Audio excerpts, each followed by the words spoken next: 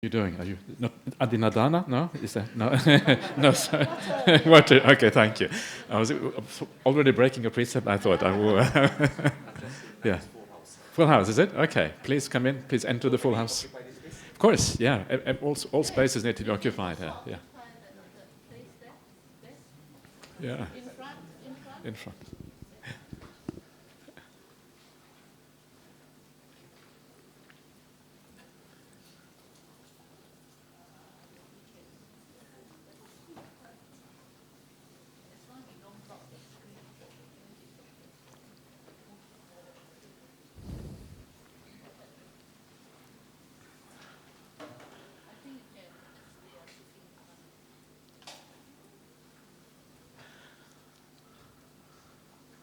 What about the devas? We have to have a bit of room for the devas in front. Yeah, the devas have to. Yeah, yeah. Always leave a few places for the devas. Yeah.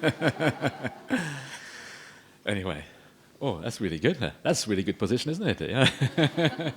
Okay. Okay, great. Okay.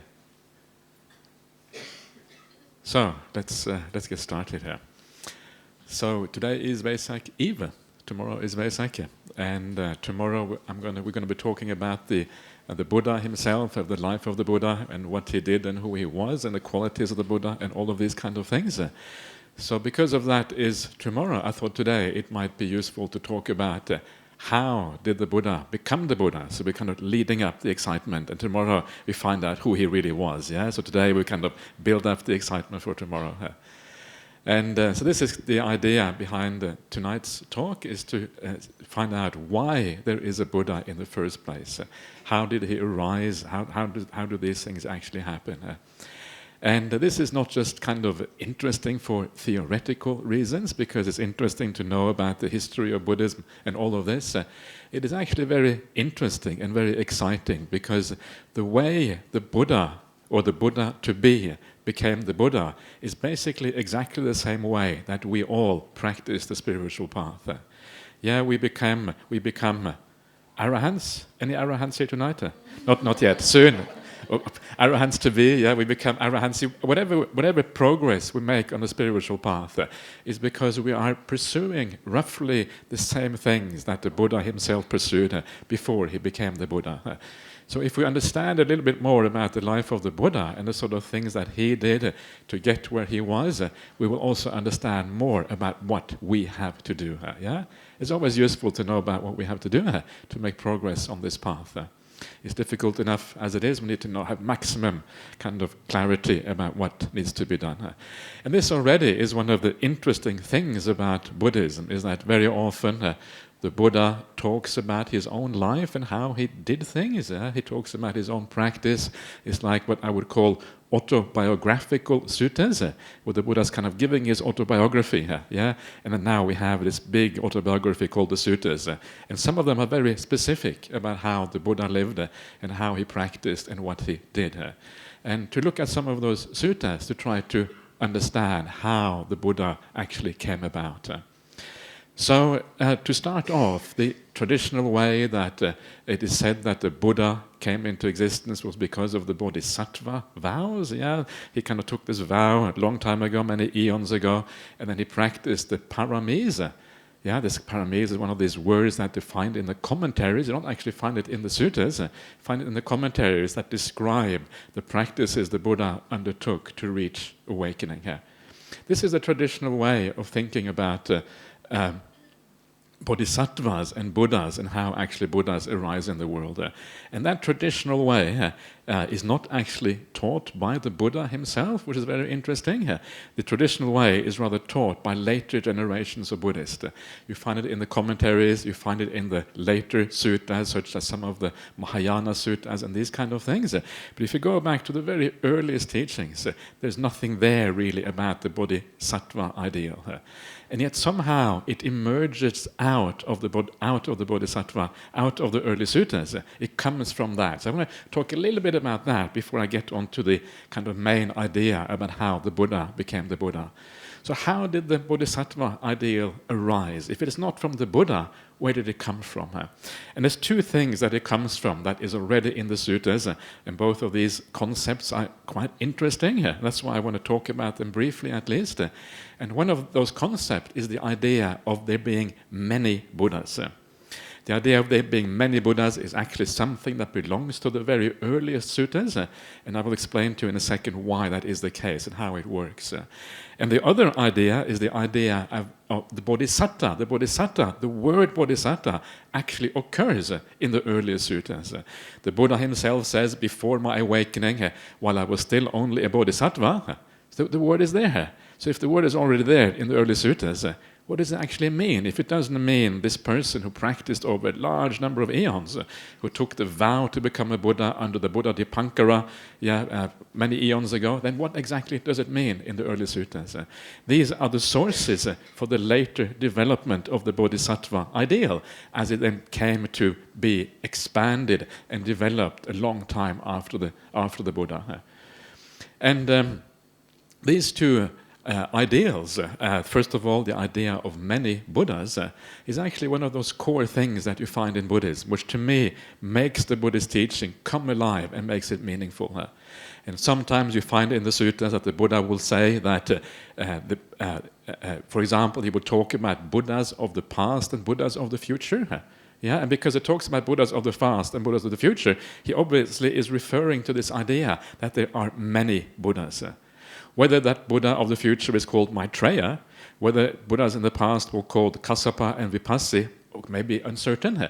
But the general idea that there are Buddhas both in the present, at that time there was anyway, past and future, that general idea is right there in the suttas. Why is that? And this is kind of interesting. This is one of the things that makes the Buddhist religion or the Buddhist teaching different from any other kind of spiritual teaching. In many spiritual teachings around the world, you find that there is like one savior, and that savior happens to have arisen just at the right time, just now. Yeah, we happen to be around, and the savior is now, and then you have to believe in that savior, and then you go to heaven or something like that. It's kind of one of the traditional ways of thinking about religion around the world. And to me, there's always something slightly self-centered about that. Yeah, the Savior happens to rise just when we are here. But those people who were born before that Savior, well, they didn't have any chance because they didn't have any chance to believe in someone who hadn't arisen yet. Yeah, but now the Savior is there. Now we have this opportunity to kind of be saved and to be happy because of that Savior. But Buddhism isn't like that. In Buddhism, there isn't like one particular time. Now is the time you have the chance to be saved from suffering or whatever, because now the Savior is present. Rather in Buddhism, this idea of a Savior, of a Buddha is someone that arises at natural intervals. Every now and again, someone has the right qualities, and they rise in the world, and they become a Buddha. There isn't one particular period. These things happen at regular intervals.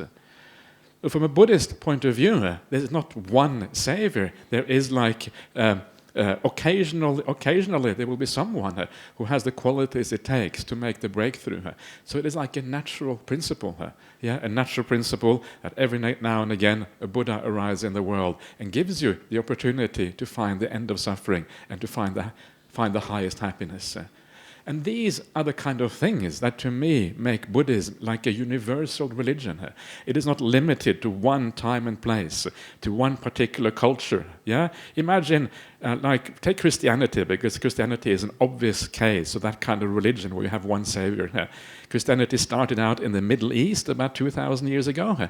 What if and it stayed in that area for many hundreds of years afterwards. Only recently has it come to Asia and other parts of the world.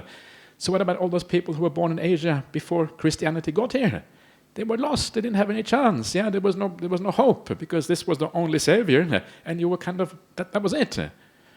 And to me, that is so strange. Yeah, it doesn't fit. It's not the kind of universal principle that applies to all people at all times. But the idea that things come and go, they float, and suddenly you have a Buddha rising, the Buddha disappearing, giving everybody a chance while the Buddha is there. Another time the Buddha may arise somewhere else, a different person, giving other people a chance. It's a regular thing, it's a rhythm of the universe. The universe follows a certain rhythm, a certain way of working, and that, to me, is a far more satisfactory explanation of things. There's little things like that to me make Buddhism special and make it unique among philosophies and religions around the world.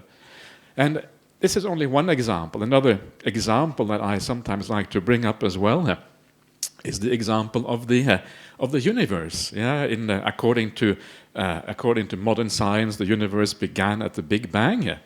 There was a famous physicist who said that we can explain everything about the universe. We know exactly how it works. From the very first point of the Big Bang, we can explain how it expands. You have a period of inflation, it kind of goes very rapidly, and then it kind of continues to expand out of that. And now we have this state. We know kind of the laws that brought us here. There's only one problem. We don't know how it began. So give us one miracle, and we can explain everything else. This was the physicist, there was one of the most famous physicists around the world, said, give us one miracle. And I thought, Buddhists, we can do better. And because from a Buddhist point of view, there is no first point. The Big Bang itself is just one of many Big Bangs, one of many universes. Hello. Because of that, from a Buddhist point of view, there is no first point. There is no first Big Bang. It all arose because of cause and conditions that go into the past prior to that Big Bang. In other words, from a Buddhist point of view, you have this kind of sequence of universes. Big Bang, big crunches or whatever, or something like that. A sequence anyway, one coming after the other. We know first cause, no first condition that started everything off. And to me, again, that is a far more satisfactory explanation than the idea of suddenly everything coming out of nothing, which is very hard to explain, unless you kind of make it into a miracle, which even the scientists want sometimes. And that is kind of is problematic. So this is another example where I find the Buddhist teaching actually gives a very satisfactory explanation of what something science hasn't really yet. Maybe science will explain it, but hasn't really yet given a satisfactory explanation to her. And this is kind of how Buddhism operates. It operates on the basis of cycles going through long time spans, things repeating themselves, going around and around in cycles, things coming back to where they were before, roughly in the same way. It's cycles, but with a slight variation, and going around in this way. And this is how it operates. And the idea of a Buddha is exactly like that. So how does a Buddha arise then? What is a Buddha if this is the case? And what the Buddha is, and this may sound like blasphemy. Do we have blasphemy in Buddhism? A Buddha is like a natural phenomenon. A Buddha is a natural phenomenon. It is really certain causes and conditions coming together, a certain personality who kind of is able somehow, more or less through accident, to build up all the right conditions within themselves and also conditions outside. And when all the conditions come together, then someone is able to break through and to see reality as it actually is. And that is what the Buddha really is. So a Buddha comes along, Why? Because the cause and conditions are right. And then someone has the insight and bang, then you have a Buddha in the world. But there is no path, and this is kind of the point. The Buddha, after his awakening, he taught only one path, and the path that he taught is the Noble Eightfold Path. And the Noble Eightfold Path leads to arahantship, it leads to awakening, but there isn't really any path to becoming a Buddha, or the Buddha didn't teach any path to become the Buddha. So if the Buddha didn't teach it, then who has the authority to teach that kind of path? The Buddha is really the person who has the highest authority. If he doesn't teach that path, then you may wonder what it arises out of. And there are some very good reasons to think that this idea of the Bodhisattva ideal doesn't really work or doesn't really fit with what we know about the Buddhist teachings. The idea of being, born eons and eons ago and practicing and perfecting yourself. First thing is not found in the early suttas. The Buddha doesn't teach it. That's really enough. That's kind of, for me, that's enough to say that this is a later expansion, a later evaluation. Another thing is some of the suttas some of the places where the Buddha talks about this, according to one sutta, the Buddha is supposed to have met one of the early Buddhas, Buddha Kassapa. And when he met the early Buddha, he didn't become his disciple straight away and say, yeah, I'm going to practice under you because I know I'm on the Bodhisattva path, so I need to practice under you and perfect myself. No, he didn't say that. Instead, he disparaged the previous Buddha. It didn't sound like somebody who was practicing towards awakening over many eons. It sounded like someone who was clueless. Yeah, it sounded like someone a bit like us, who kind of fumbling in the dark, trying to find the path, trying to find the way through the suffering and problems of life, finding some happiness and contentment. That is what it sounded like. And again, it is one of those things that shows you that the traditional bodhisattva ideal is very problematic from a kind of a later Buddhist point of view. So that is the idea of multiple Buddhas, which makes sense, but the idea that there should be a path to becoming a Buddha, actually it doesn't fit with the teachings of the Buddha himself. But there is this other thing that I mentioned at the very beginning, and this is the idea of the Bodhisattva as it is talked about in the suttas. It is interesting when the Buddha says, before my awakening, Pubbe me Sambodha, which means before my awakening. I always like to put in a few Pali words because it sounds impressive when I do that. So just to kind of get more authority, as a teacher you have to have a bit of authority. That's how you get your authority. So, and he says, before my awakening, while I was still only a bodhisattva. So what does that mean? Why does he use this word bodhisattva if it is a later idea that kind of developed later on? And the reason he uses that, this word, is only used in the suttas after the Buddha goes forward from the home life. So from the moment he goes forward from the home life, he renounces kind of the ordinary life, and until he becomes the Buddha, that period is the bodhisattva. Why is that period called the bodhisattva? And, well, it depends a bit on the meaning of the word bodhisattva, because the word bodhisattva usually in Sanskrit is translated as bodhisattva. We are dealing with two slightly different languages here, Pali and Sanskrit. And bodhisattva is the Sanskrit word, whereas bodhisatta is the Pali word. Now, the Sanskrit word bodhisattva means something like enlightenment being. Bodhi means enlightenment or awakening, and sattva means being. And enlightenment being is a little bit strange. Enlightenment being, what does that mean? Enlightenment being, it can mean many things maybe, but it's not entirely clear what it means. So it has been proposed, and I think this is by someone called Richard Gombrich, who used to be the professor in Sanskrit at Oxford University for a long time. And I know him a little bit because the Buddhist world is a small world, so we're in contact with everybody pretty much. Actually, not everybody; it's too many Buddhists for that. But some Buddhists anyway. And he proposed, and I think very reasonably, that there is an alternative meaning in Sanskrit to bodhisattva, another word which matches the idea of bodhisattva, and that is bodhisakta. And bodhisakta in Sanskrit means someone who is intent on awakening. That makes really good sense, You get reborn in this life, then you do you live your household life, you're not satisfied with the household life, you see the problems, then the intention to awaken arises to find a solution to the problems. Then as a consequence of that intention, eventually you find awakening. The whole thing fits together very well. And that is the early meaning of the word bodhisatta or bodhisattva in the early suttas. It is the idea of bodhisattva, of someone who is intent on awakening because they have given up the household life in the very last life before they become a Buddha. That is where it is applicable and not before that. Does that make sense? And this kind of then everything comes together in a very nice way. You will notice that I always talk about the early suttas, and because that is really where you find the word of the Buddha. And of course, to me, the word of the Buddha is what matters. Everything else is secondary here.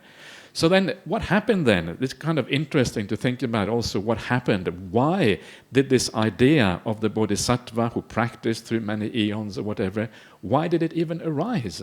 Why is that kind of become the almost like the default understanding in Buddhism of how the Buddha came about? Why did that happen? And to understand that, what you have to understand is you have to understand a little bit about the life of the Buddha himself.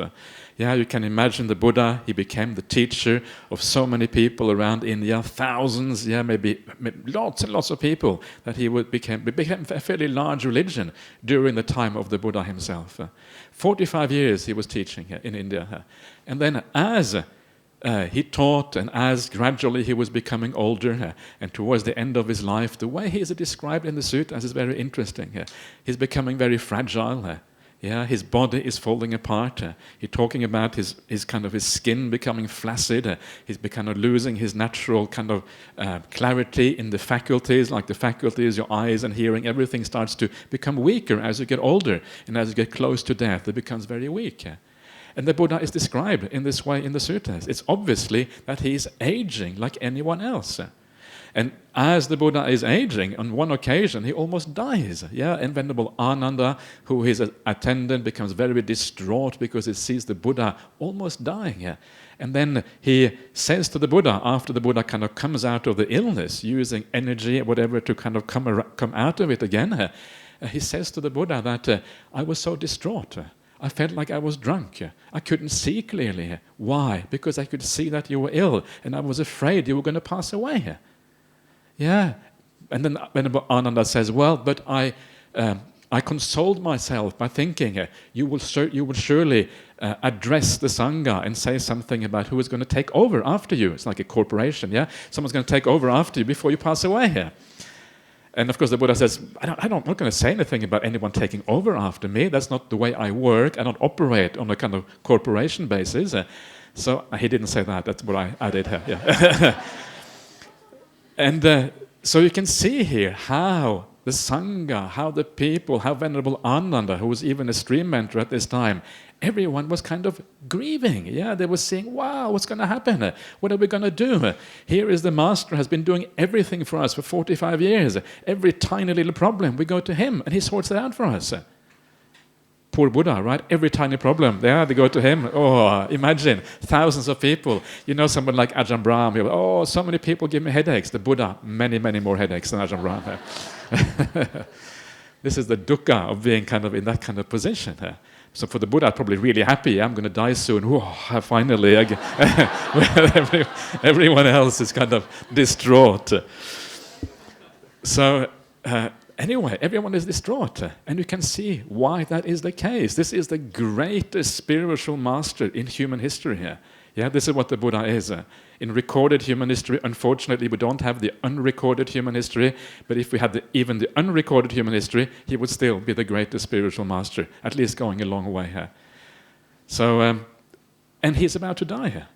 The person who has given you essentially access to the very meaning of life, the person who has given you access to the highest happiness, to the end of all suffering, to everything that is really useful, who basically resolves all the issues in the Sangha.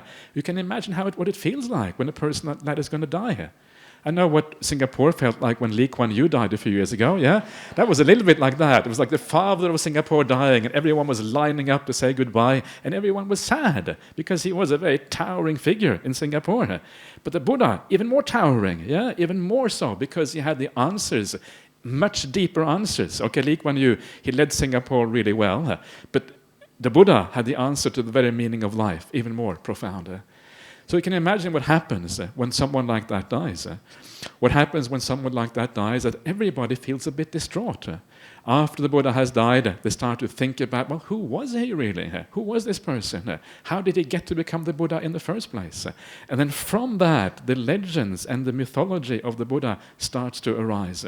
It starts to arise with the seed of these legends are actually found in the sutras. Like I said just before, the idea of the bodhisattva is already there. And from that seed arises the stories and the legends of the later Buddha, and how he then took the bodhisattva vow under Buddha Dipankara 27 Buddhas ago, and then over 4 incalculable eons or whatever, he then eventually became the Buddha. That's where it comes from. It comes from that emptiness, the aching heart which has lost something that is so close to you, and a gap, a hole in people's lives that needs to be filled. And that hole and gap in people's lives is filled by the stories, by the memory of who they thought that Buddha was a long time ago. It's not really fake, it's just that they are kind of, using a little bit of imagination to fill the holes that is actually there. And this is how it actually comes about. There's a very interesting book for those of you who are really keen on these kind of things. I don't know how many of you are keen, but if you are keen, there's something called a book called The Origin of the Bodhisattva Ideal. And this book is written by a monk called Venerable Analayo, and you can look it up online. It's available as a PDF. So he doesn't charge for his books. He's a monk. And it's a very venerable, The Origin of the Bodhisattva Ideal. Very nice book, which shows you how the Bodhisattva ideal emerges from the early suttas and then becomes the de facto reality in the Buddhist world after that. It's important to know that it's not the Bodhisattva ideal is not just a Mahayana ideal in Mahayana Buddhism. Bodhisattva ideal is also found in Theravada Buddhism as well. It's a little bit like Mahayana Buddhism came up with the Bodhisattva ideal, and then Theravada had to compete. Wow, you got the Bodhisattva ideal, okay, we better get it as well. It was a little bit like that. That was Venerable Bhikkhu Bodhi's, I think, theory, and based on some facts that this is how it actually arose. And the Mahayanas, they had 6 paramis, Theravada 10 paramis, even better, so kind of 4 more paramis, kind of perfect become a Buddha. So this is a kind of a competition. You can see when good ideas arise, somehow you have to kind of keep up with the Joneses. Is that in Singapore, keeping up with the Joneses? Yeah, okay. I thought keep up with the Tans maybe or something like that in Singapore. I don't know. Anyway, so this is how it all came about, and this is very likely to be the story. Of course, there's always a little bit of speculation in these things, but that is how it actually very likely came about. So if the Buddha is a natural phenomenon, it sounds a bit kind of dodgy to say that a Buddha is a natural phenomenon. You risk becoming a very unpopular monk if you say that in the wrong circles. But anyway, I say the Buddha is like a natural phenomenon. By the way, so am I. I'm also a natural phenomenon. So are you. Everyone here is a natural phenomenon. So we're all the same, basically. Just that we have kind of slightly different karma to kind of end up slightly differently. But we're all natural phenomena. So how then did the Buddha actually, what happened with the Buddha? How did he actually come about? How did he eventually reach his awakening state? That's what this talk is supposed to be about.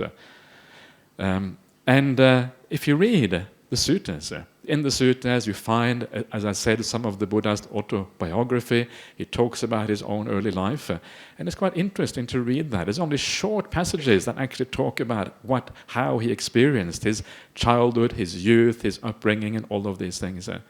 And one place, one of the very few places where he talks about this, he says that when I grew up in great luxury.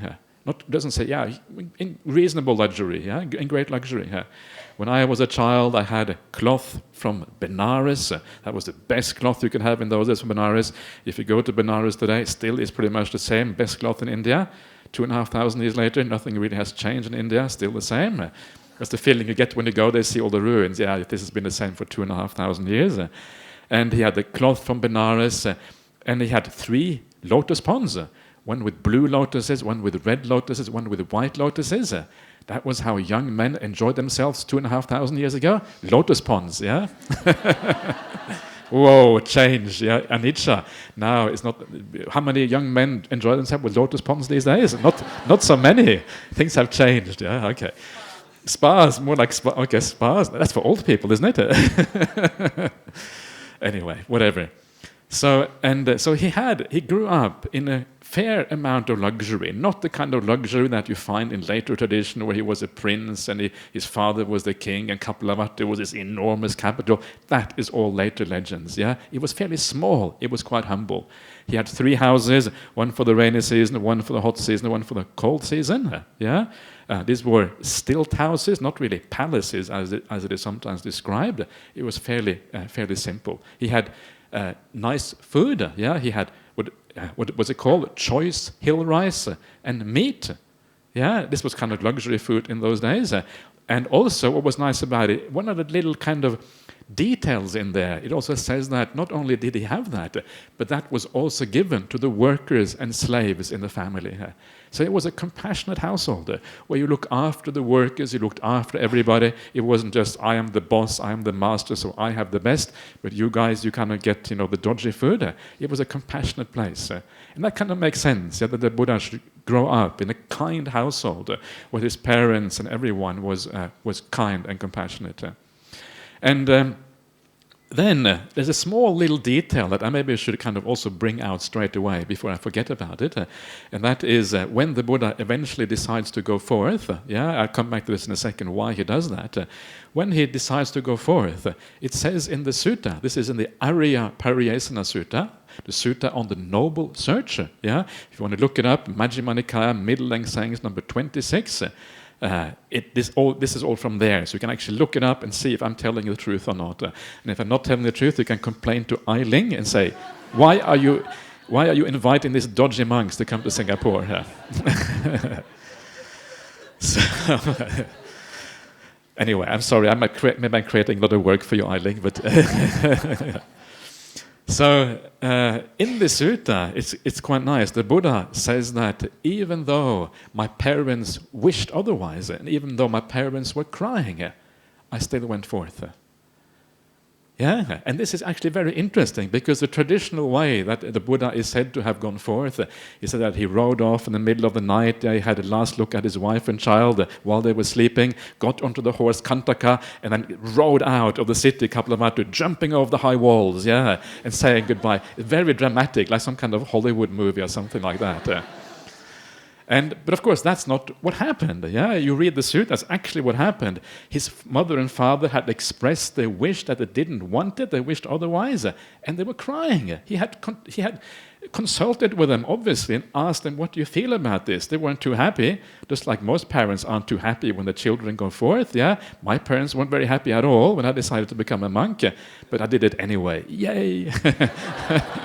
I'm really stubborn, And actually, it turned out really, really well later on. Initially, it was a bit difficult, but it turned out really, really well. I won't get into that now.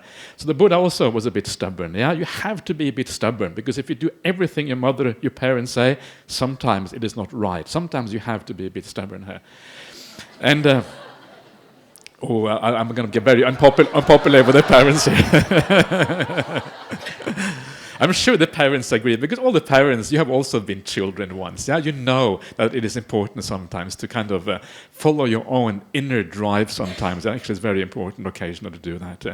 But anyway, so he had consulted with his parents. He obviously had made sure that his child and his wife were being looked after. Very often it is said that the Buddha was selfish.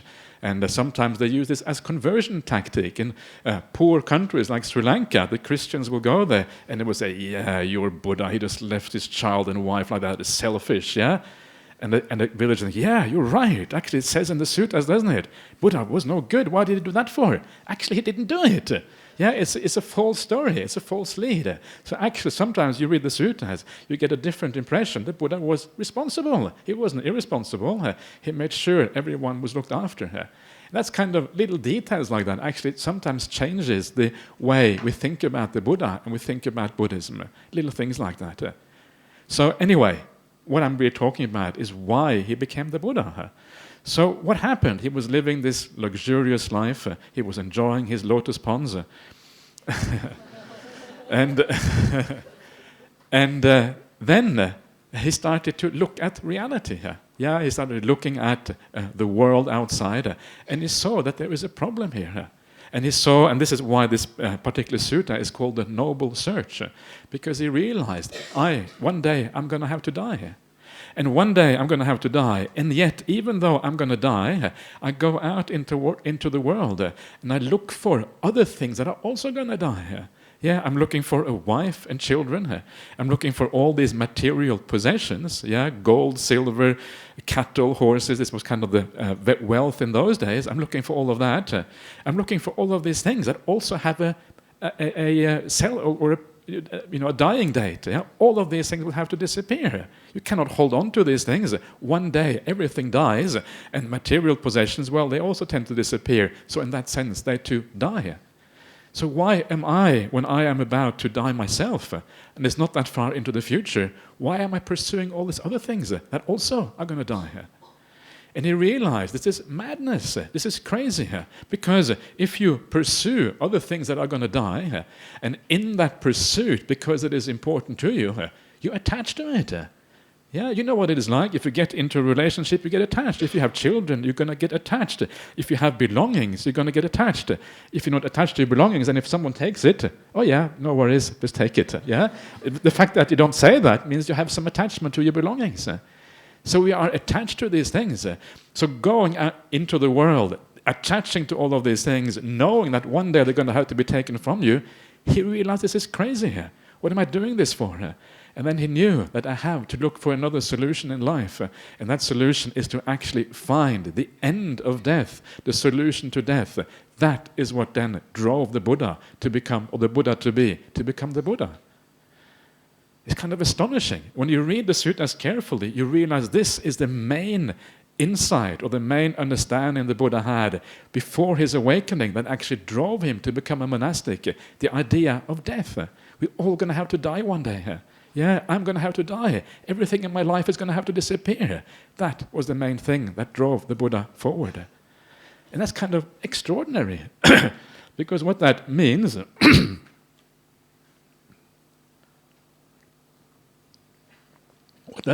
is that 2,500 years of Buddhist history here, 2,500 years of people using these teachings to improve their lives, to become more happy, to overcome suffering. 2,500 years of the Buddhist teaching moving from one culture to another one, from one era to another era. All of that is a result of one thing. One person thinking very deeply about death. That is the power of death contemplation. Sometimes we talk about death contemplation in the suttas and we don't really quite understand how profound it is. It is sufficient to start the entire Buddhist history in the world. That is how powerful it is. And if we think about it in that way, we can actually make far more out of this kind of contemplation in our lives when we understand how powerful it is and what the potential for transformation is with a simple thing like death contemplation. It is only those people who are not going to die who don't have to use death contemplation. So if you're not going to die, then no worries, you can chill. But if you're going to die, then it's good. It's a good thing to do, and it will have that power and ability to change you as a consequence. So this is what happened to the Buddha, and this is how he then gradually practiced and tried to find a way. You can imagine how hard it is. There is no path. Yeah, we are all handed the Noble Eightfold Path. Here you are, practice it. Still we can't get awakened. Yeah, still it's hard enough. The Buddha didn't have anything. He had to kind of fumble around in the dark. So of course, for the Buddha, there were many other things that were very helpful for him in developing the path. One thing was the fact that he had the death contemplation, but there were other things that made it possible for him to make that breakthrough.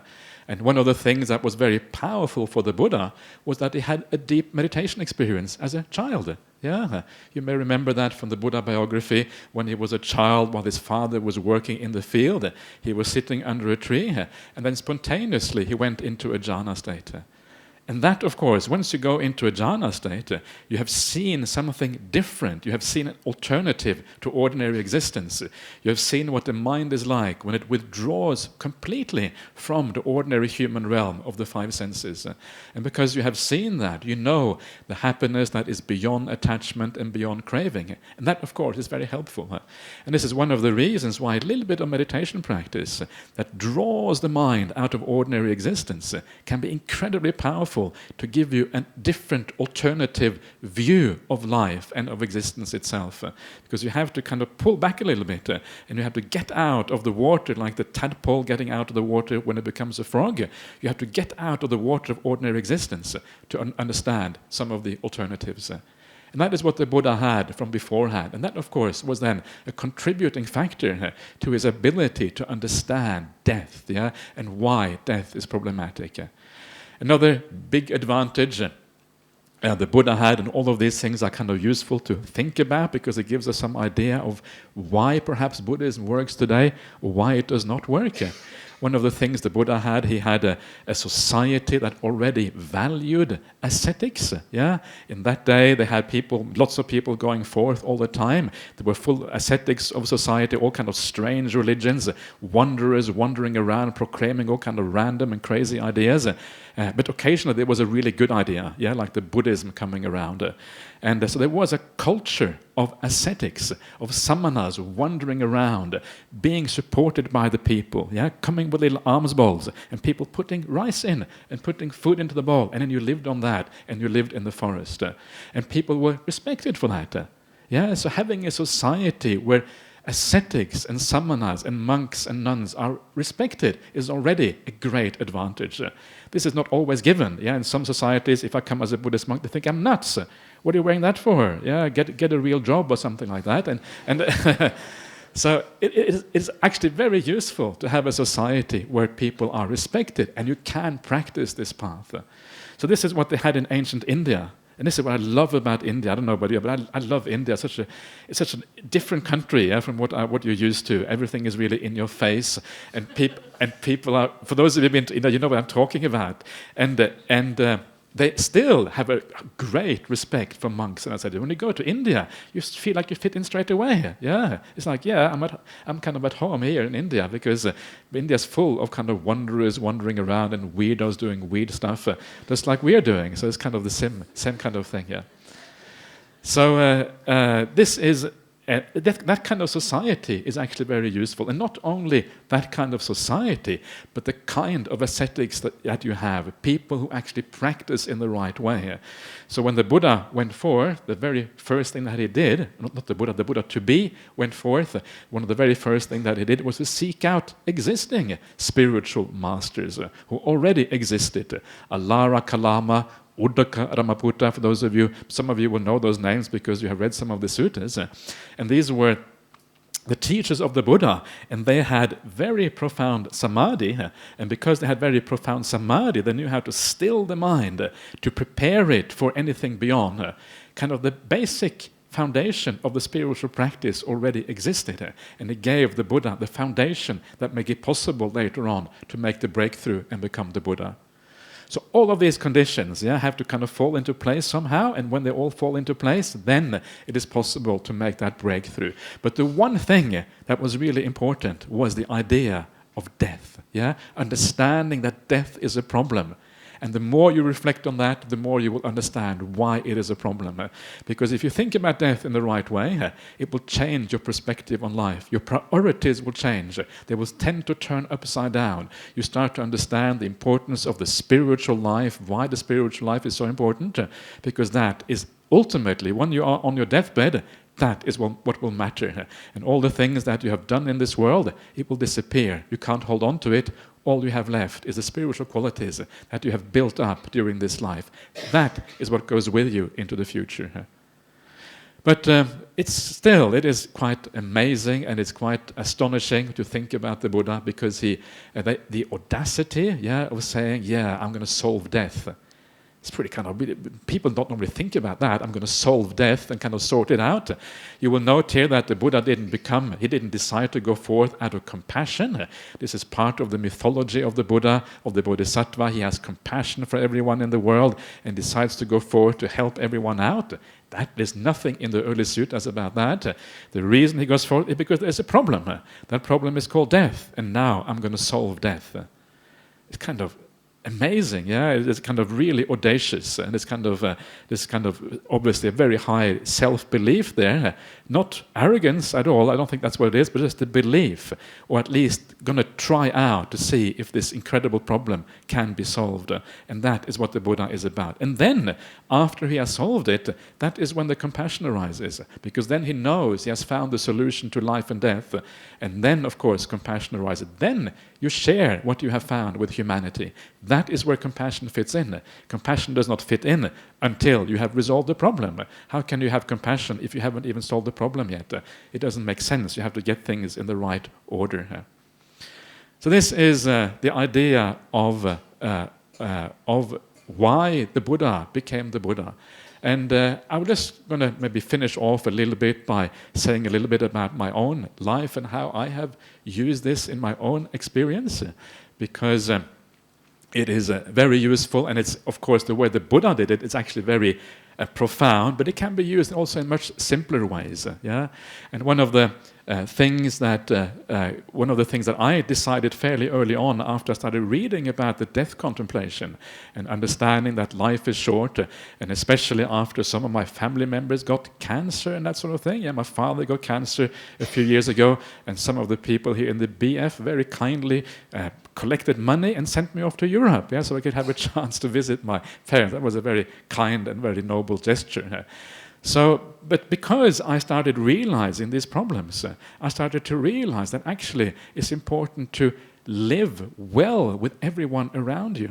Because if death is a possibility, an ever-present possibility all the time, it is important that you always treat people well. Yeah, if this is the last time I see you today, maybe it's the last time I see you today, Pin. Yeah, who knows? Maybe this is the last time. I can't treat you badly. I have to treat you with kindness. Yeah, and if you think every day, every time you meet someone, this could be the last time I see you, how are you going to treat people? You're going to generally treat people well. You don't want to end up in an argument and never have a chance of making up again. Yeah, and I remember a man I met many years ago when I went to Brisbane in Australia. I travel around Australia also sometimes.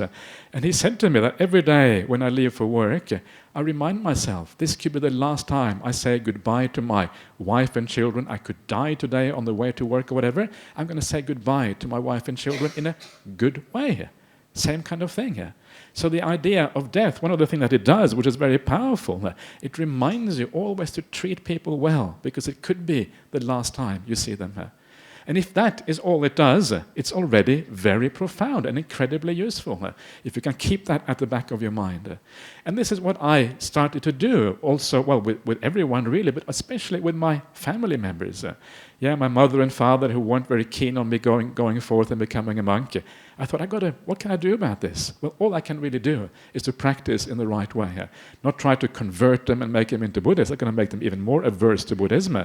Yeah, you know what it's like if you try to convert someone and it's too obvious it's coming from your desire rather than from their need. So actually, no, let me instead treat them well. So I started to do that. I reminded myself of death, and I reminded myself, especially when my father then eventually got his cancer and the things kind of going down, and eventually he died only a few weeks ago. And then when my father eventually died, I felt at ease with it.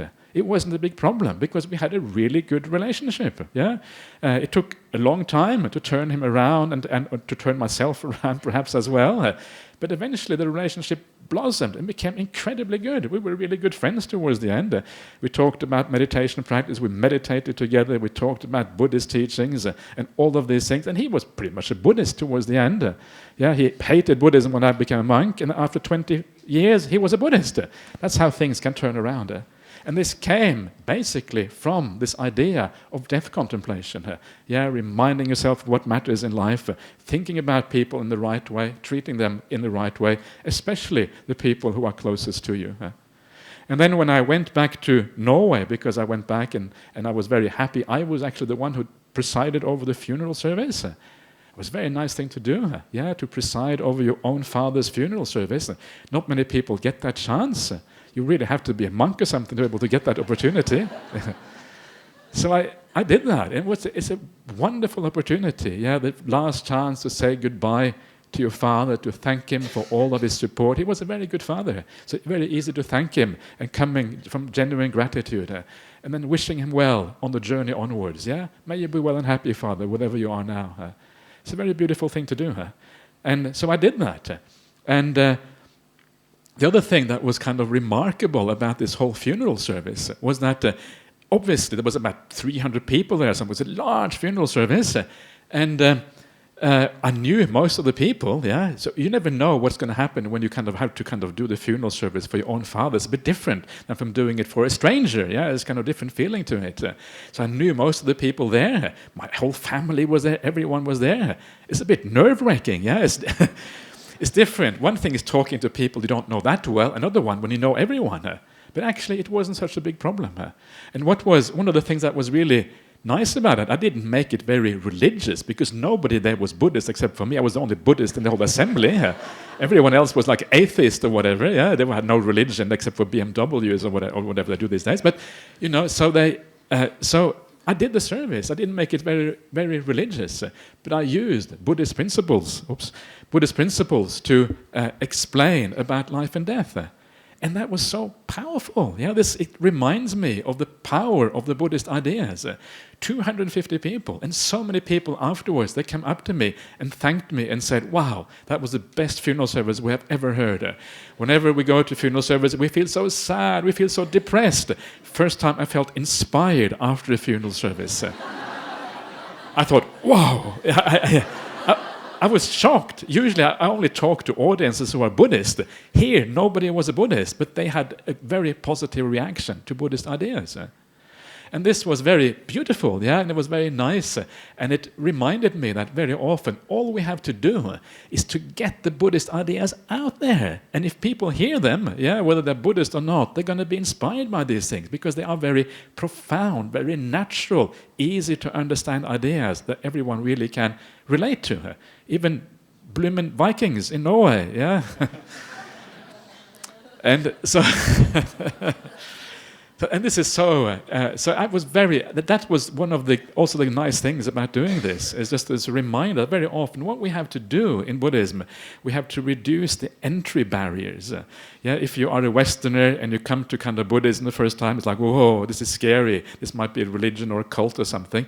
I remember first time I came to a monastery, I was quite scared. A monastery is a scary place, and weird monks and all kind of stuff. If you don't grow up with these things, which I didn't do, it was scary.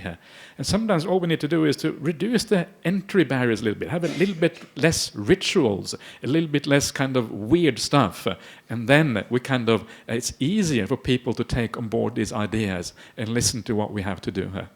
Anyway, that was one of the things that came out of death contemplation. Weird stuff comes out of death contemplation sometimes. So for me, it was very powerful and very useful to having done the death contemplation. And the things that I said at my father's funeral were very simple things that I say at all funerals. Things like the idea that instead of focusing on what you have lost, you focus on what you have been given, what you have been how that life has enriched you. How without my father, my life wouldn't have been the same. How he has supported me and done things for me all this time. And now to rejoice and thank him for all that support. To focus on what I have gained rather than what I have lost when he parted away. It's a bit like having some kind of wonderful experience in life. You have some kind of peak experience, maybe in meditation, some of you, or maybe some other kind of wonderful experience, some beautiful concert or something that you go to. A peak experience, which is when you have these experiences, like you get transported out of your normal self, and you have something very different. And afterwards, you can think two ways afterwards. You can either be sad that you haven't got it anymore, that's focusing on the loss, or you can be happy that your ordinary life is so grey in comparison. How fortunate I was to have that experience. And that is the right way also to think about human life. And when you think like that, you don't really grieve so much anymore. Instead, you rejoice in what you have been given and how the whole experience has enriched you instead. So these are the sort of things that the Buddha probably, he was probably way beyond that, but when he thought about death, and this is actually some of the things that come out of the death contemplation. It goes much further than that. It moves you towards the spiritual life. It moves you towards taking kindness, taking meditation, taking wisdom, all of these things far more seriously here, because you understand at the end of the day, what really matters are your spiritual qualities.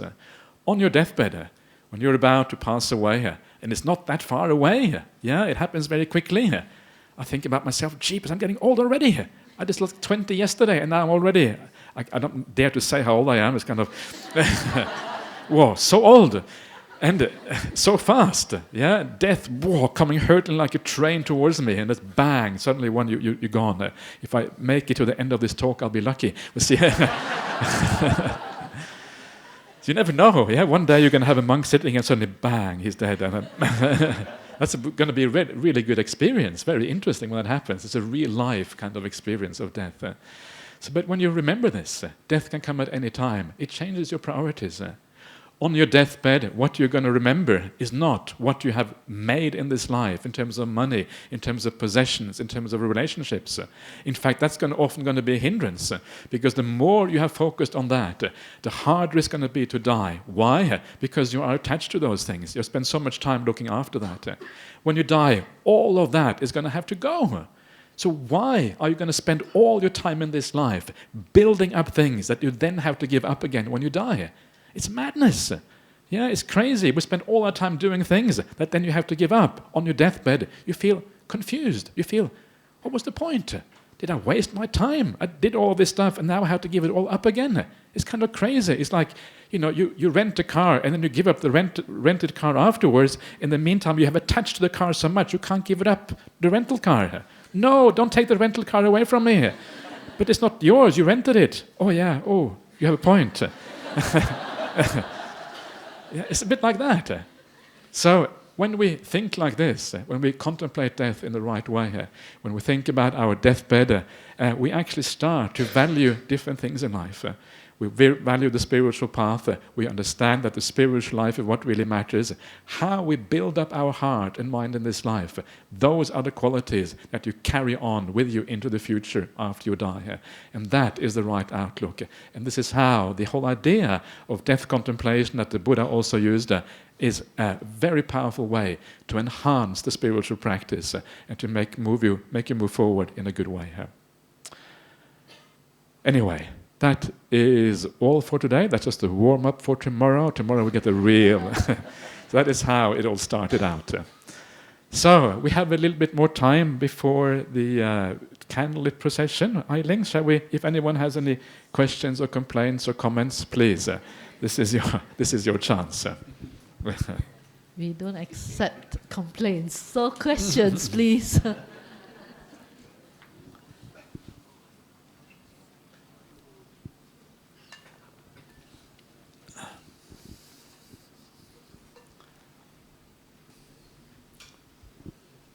Thank you, Ajahn Brahm, for coming here to our talk. Brahmali. Brahmali. Yeah. Brahmali.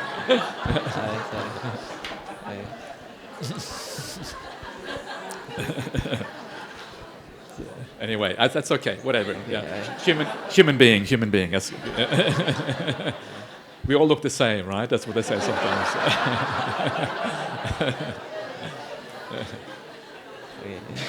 Please.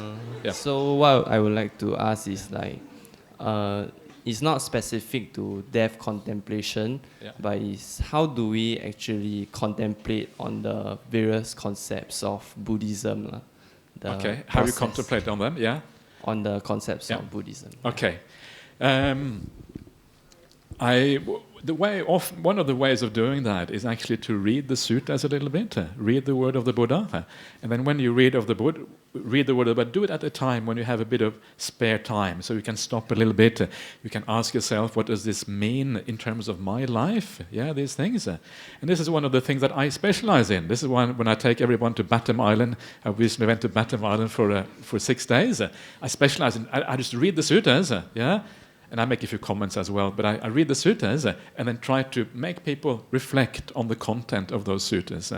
That's basically what I love doing, because the word of the Buddha to me is the inspiration for the entire spiritual path. So do that, yeah. And sometimes you can also listen to some of the teachings online, bswa.org, yeah, which is the Buddhist Society of Western Australia, where I come from. There's lots of sutta teachings online where you explain these teachings. What I was doing tonight was basically, you may not have noticed, but basically it was a sutta exposition. I was taking little bits from the suttas and explaining them, yeah. So basically I was just teaching you the suttas in one way. That's kind of what I was trying to do anyway. So this is a way of doing this, reflecting on the word of the Buddha, because sometimes if you try to reflect too much independently, it can go astray. But if you use the sutta as a guideline, it means that you always have that thing that pull you back in line to what actually matters and what is important. So that is one way of doing that. So Is that what you're asking about, or did you have something more specific in mind? No? Is it okay? Yeah. So it's actually not very complicated. It's just to ask yourself, what does this mean for me here? How does it fit into my life? Okay, death. What does it actually mean that I'm going to die? And once you start to take this on board in a more profound sense, it starts to do something with you emotionally. And that is kind of the point there. Yeah.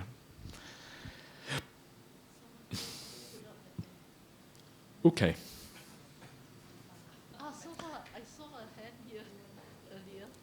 No, not here. Okay, that way. Sorry.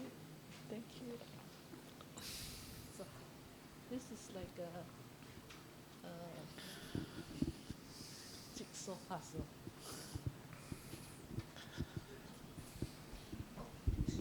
Ajahn, thanks for the teaching today. Basically, I think Buddha, I just, it just popped in my mind. Buddha see a problem with death. First of all, he must have the concept of rebirth. Am I right to say that? He must have believed that, the samsara exists. And if he don't resolve it, he's going to go through everything again. So in this perspective, isn't it right that we have to accept that rebirth is part of it, although we can't scientifically prove it as in now, but if we don't do it in this lifetime, we might have to come back so many times. Yeah. Yes, absolutely. It certainly helps, and it's very, very useful. And I think the Buddha, he may have had some idea of rebirth already at that point. But what is also interesting about the Buddha, on his enlightenment night, or when he became enlightened or awakened, he also remembered his past lives. Yeah, so he wasn't satisfied with just believing in rebirth. He actually wanted to check it out. So he didn't actually specifically go to remember his past lives to make sure that his belief was accurate. And so for us, it's a similar kind of thing. Yes, okay, I think it is certainly right to have the idea of rebirth. It's a very, very important thing. And as you say, if you are on your deathbed and the idea is, well, what am I going to take with me into the future? Of course, it implies that you have an idea about rebirth. Yeah. So it's good to have that. I think, as far as I'm concerned, it's a reality. But there comes a point in also in our practice where actually you want to see it for yourself rather than just believe it. So know that I have faith in this, I believe in it. Don't hold it too tightly. If you hold it too tightly, it means you're going to argue with other people. Other people can say, no, there is no rebirth. That's just an ancient Buddhist superstition. They're going to say that. And you're going to say, no, there is rebirth. I know. How do you know? Oh, the Buddha said so. Okay, prove it, or whatever. And then it goes on. So one of the points is to hold these things quite lightly in our lives, because in the end we have to accept, most people, we don't know that there is rebirth, but we take it on board as faith and confidence. So yes. Yeah, that's why I think if we don't learn a lesson, we'll keep coming back and repeat the paper, just like examination. Yeah. We have to resit and resit again. Yeah, and usually we fail the exam. Exactly, that's the problem. Yeah, resit, exactly. Yeah. Yes.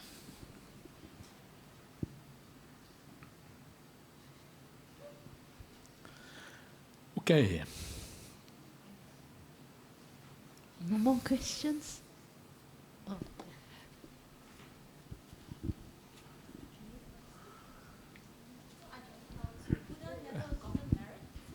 How about his clan, Sakya clan? We call Sakya. Yeah. So if I heard your story, is it Buddha never gotten married? He never got married. Yeah. And how about his clan? Like Sakya Muni comes from the Sakya, king's clan. Yeah. How about his name? Yeah, no, that wasn't really my point. That he never got married. That wasn't really the point. Yeah. He's supposed to have a wife and a child. Yeah. And so that wasn't really the point. The point was just that he wasn't a bodhisattva before in a past life. Yeah. So he did it. When his parents cried and when he left his parents.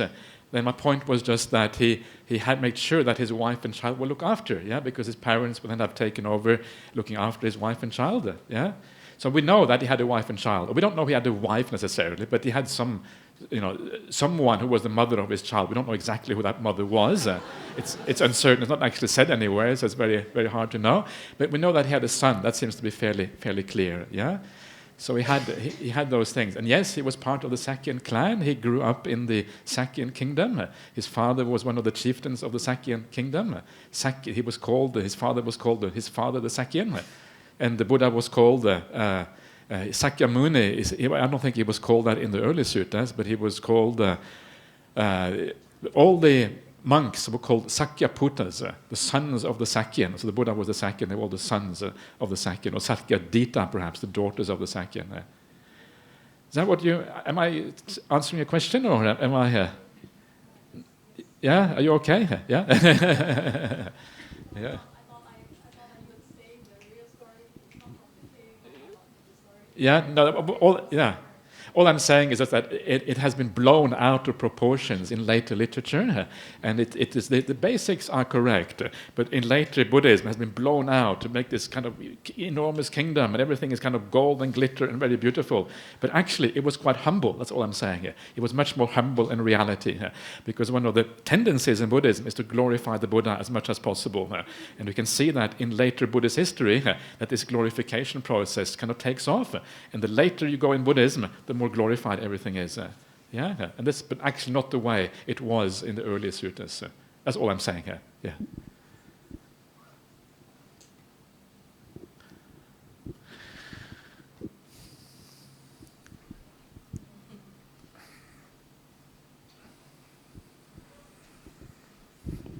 Thank you for the talk, Ajahn. So near the end you talked about how it doesn't make sense if we're going to die someday, we should build up like relations and belongings. So, what would the ideal life to be? Live a life without any belongings, relationships, all of this. Yeah, good. No, that's a very good question. Thank you for that. It's a very important question, because what is the alternative? Yeah, what can we actually do? And the main thing is that we start to live differently. Yeah, you think about life in a different way. You don't necessarily have to do anything different. You can still actually have relationships and an ordinary job and all of these kind of things. But you think about that relationship and a job in a new way. Usually, very often, when people think about their world life, they think about how can I get the most, and how can I kind of become more famous or more well-known or more well-liked and have all the right connections and all of these kind of worldly things that we try to build up in our life. But then you realize that actually far more important than all the things we get, all the results that we achieve, is how we get to those results. The process is what matters. The results are not so important. So yes, you may have a relationship, yes, you may have a job, you may even have a very successful job, but more important than the success and the actual fact of the relationship is how you deal with those things, that you deal with them with kindness, you deal with them with generosity, with compassion and with understanding, because when you deal with those things in the right way, you're building up your spiritual qualities. So your focus becomes different, and if you don't meet your targets of making so and so much money or whatever, it doesn't matter so much. You don't really care so much about that anymore.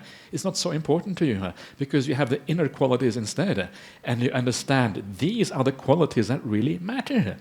I mean, I don't know. I have seen many miserable rich people in my life, and I think, what's the point of being? If you are sad inside, what's the point of being wealthy?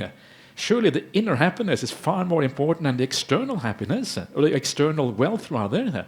If you can't be happy inside, especially if as part of your life you kind of take shortcuts, you do immoral things, you cheat other people and whatever. A lot of business people do that because they have to kind of cut corners a little bit. And then not only do you build up all this wealth that you have to give up when you die, but even you feel bad about yourself on your deathbed.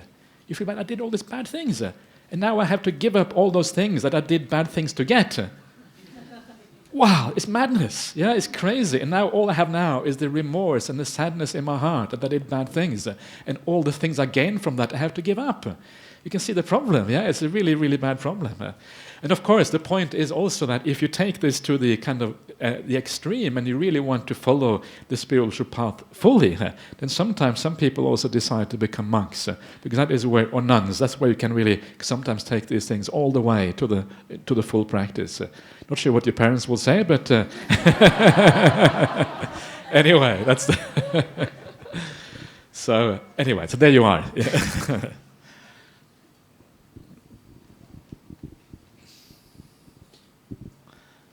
Anything else anyone wants to say here?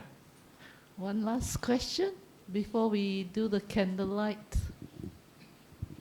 Oh, there's one. Yes, one last question, Ajahn. Oh, no, there's two more. Okay. Two last questions. Second yours last and question. the ladies.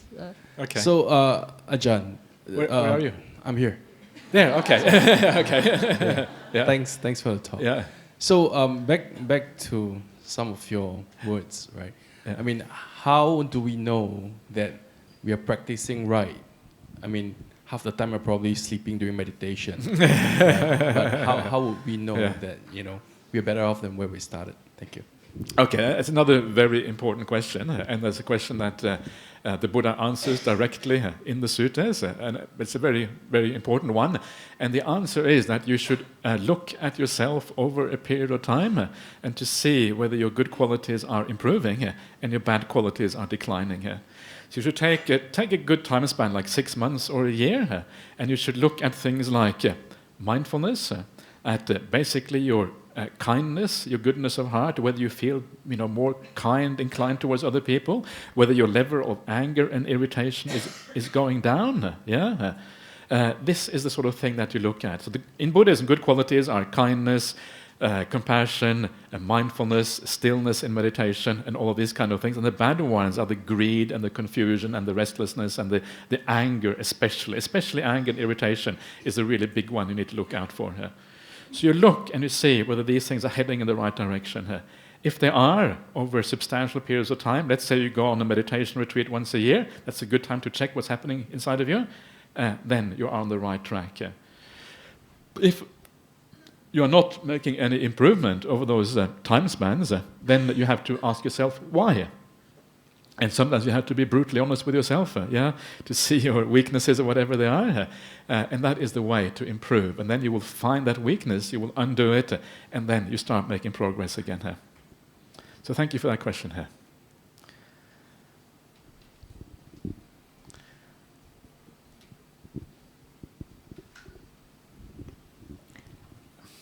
My question is chanting really necessary for practicing Buddhism?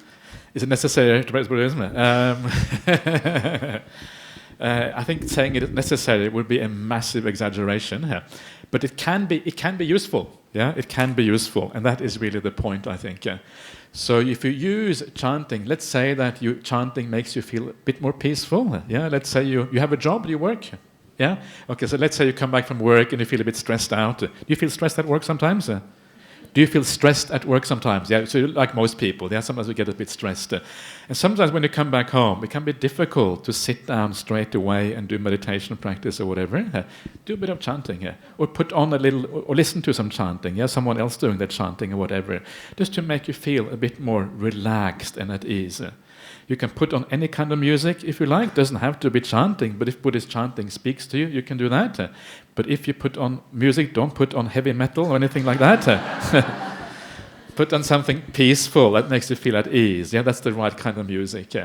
So remember, it is we use things in our life, in our world, to make the mind lean in the right direction. So always ask yourself what it does to you. If it has a beneficial effect, then it's useful. Chanting, where it comes from the idea of reciting the suttas, reciting the word of the Buddha. So a lot of the chanting is actually very beautiful. If you know the Metta Sutta, for example, in English, Karaniya Mata Kusalena, and you do it in English, this is what should be done by one who is skilled in goodness and all of that. Actually, it's very beautiful. And when you do that and you chant that and you feel inspired by the content, that is really what it is for. So sometimes all you have to do is you can chant it in Pali, and then you know the meaning the meaning of it. Actually, in the Mahayana chant, and they often chant in Mandarin, right? Is that right? Yeah. So if you speak Mandarin, you can actually understand it straight away. That's quite handy. But hopefully they chant the right kind of sutras. Yeah, that's the only. No, I'm being naughty now. So just so. Everything should have a point. Nothing is kind of like a miracle cure that works on its own. And as long as you use it in a good way to improve yourself and make your life better, then you're doing it in the right way. You okay with that answer? Yeah? Okay. She's happy. Good. Now the customer is satisfied. That's okay. No more questions? I have some announcements before we go down for the candlelight procession. Tomorrow, it's at Chui Huilin Club, the Vesak celebrations. Please be there at before 8:45 and be seated. Then after that, we will start the opening speeches and taking the three refuges and 5 precepts, and then the Dhamma talk on the Buddha is the best. And then of course we have Ajahn Brahmali and Ayah Suki going around for Pindachara, the food, arms round. And we have Vesak performances at lunchtime, 12 o'clock, and the offering of the Sangha requisites. So do join us at Chui Huilin Club. Not here. Don't turn out here. The doors will be locked. And have one that is for youth, ages 10 to 14. So if parents have youth or teenagers between ages 10 to 14, there's a camp, Rahula camp for them from June 28th to 29th. The camp will be here, and they have team building, outdoor games, mindfulness activities, and all the exciting activities. So please sign up. The closing date is actually end of this month.